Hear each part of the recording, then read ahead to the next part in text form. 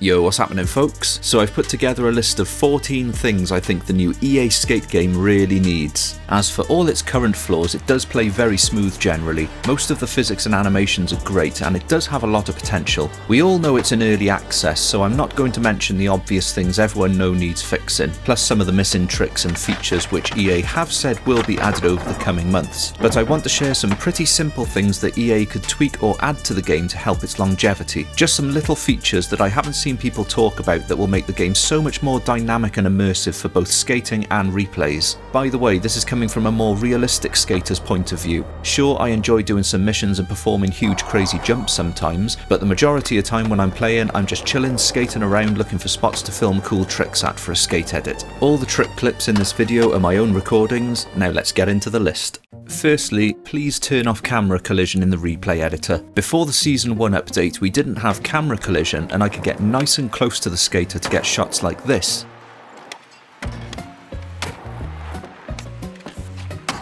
But now you can only get this close to the skater with a similar close lens, which is way too far away. I don't want to be filming that far away. And the camera pushing you away when you film too close has made getting clips much harder than it needs to be. It's frustrating not being able to get up close for that cool angle. So either turn camera collision with the skater off, or at least give it a similar tolerance to Skate 2 and 3, as you could get pretty close to the skater with a short lens in the old games, no problem. Now, if possible, allow us to save clips for editing locally on our own machines so we can keep replay saves for editing another time. There's been a couple of times already that the game crashed when I was trying to film a clip that took like an hour to nail, and logging back in has always deleted my saved replays from a previous session so far, so please let us save clips locally to edit later. Allow us to turn grind and transition assists completely off and feel more like Skate 2 or 3. I have my assists all off and get frustrated by my board being magnetised or pushed to the side or even pulled back or pushed forward from what I'm aiming for, so I'm not sure if it's the magnetism that's the problem, but it was never this bad in the original Skate games. Getting steezy smiths and feebles are especially frustrating to try and get currently. Please add sliders to customize various things like board width, truck tightness, wheel grip, and sliders for how much wear your board or grip tape has would be amazing. To make your board look like it's actually been skated would go so far on clips and not make everything look so clean and samey. Make popping out of manuals lower overall, especially minimum pop height. Manual pop height is tied to flick speed already, so this is how high a low pop, medium pop, and high pop out of manual looks. So high pop basically reaches waist height and low pop reaches about knee height on my medium height character, whereas I think medium pop should be the highest pop out of a manual and low pop should barely leave the ground. Granted, it doesn't look too bad with flips on flat ground, but I'd still like to flip lower and faster. Plus often people just want a quick pop out of a manual, especially when most of the time people are manualing and tricking off a drop, so a more realistic option would be nice. Add ollie pop mechanics to grinds as they appear to have a fixed height when popping out. Out of a basic 50-50, I compared a quick ollie, a regular slow flick ollie, and a fast flick. I tried on a few different things and they usually came out the same height, but on this one bench they actually came out slightly differently. Grinds aren't that bad anyway, as you can glitch them by timing your dismounts to get nice quick little pop-offs that look quick and more realistic. But for example, if I want to ollie over something from a grind, it would be nice to have the ability to pop at different heights. Add ollie pop height mechanics to the no comply as they're way too high. The height of the current no comply should be max pop height, with minimum pop height being quicker and the tail almost scraping the floor. Also, please add a toggle to land a no comply in true switch, or fakie if you're unfamiliar with the concept of true switch in EA Skate games, as I'm goofy stance for example, so when I no comply I don't want to land in regular stance, I want to land in switch of my stance like a regular 180 does.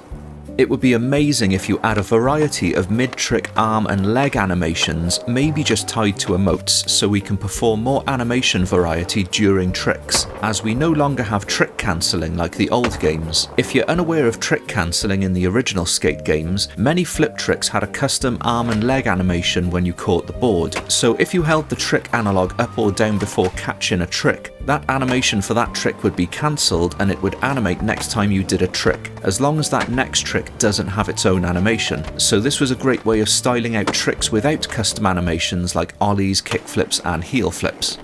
Now this would be amazing. Please add a day and a night cycle. Just imagine how dynamic it would be skating at different times of day and night. Oh, and the ability to select a time of day in the replay editor would be amazing, so you could get exactly the lighting you want. Allow us to toggle the visibility of other skaters while we're in the replay editor. In the replay editor settings menu would be ideal, as it absolutely sucks when I'm going for a realistic trick to film, I finally get it and then notice in the background there's a guy spread eagling through the air, or someone just flies next to you when you're doing the trick, or many other scenarios you wouldn't want crazy unrealistic things happening in your footage. Make everything skatable. For example, why does this pole jam have a notch on top, stopping people from smoothly pole jamming it? And sometimes there's something really cool to skate, but there's no angle to skate it from. This is a skate game, not GTA. Everything should be looked at from a skateability standpoint. We would all love an offline map just to skate and film clips, not asking for a story mode or anything as deep as Skate 2 or 3, as I'm hoping you're saving that for the actual Skate 4 if that ever comes out, but I'm just asking for a plain single player local sandbox map that doesn't need to be online. No challenges, just a plain map with pedestrians and traffic. Adding private servers would be positive in numerous ways. If you could give people the ability to host their own private servers, you won't even have to worry about the cost of running them yourself. And it would give people the ability to still play on servers when you stop supporting the game at some point in the future. Private servers would also stop people trolling random players who are just trying to skate spots or complete tasks with their friends. It would allow for creator and community made private events and so many other possibilities that I couldn't even think of at the moment. But I think private servers would be great for the community. So that's my current list of things I would love to see tweaked or added to the game. That's about it from me. Thanks for watching.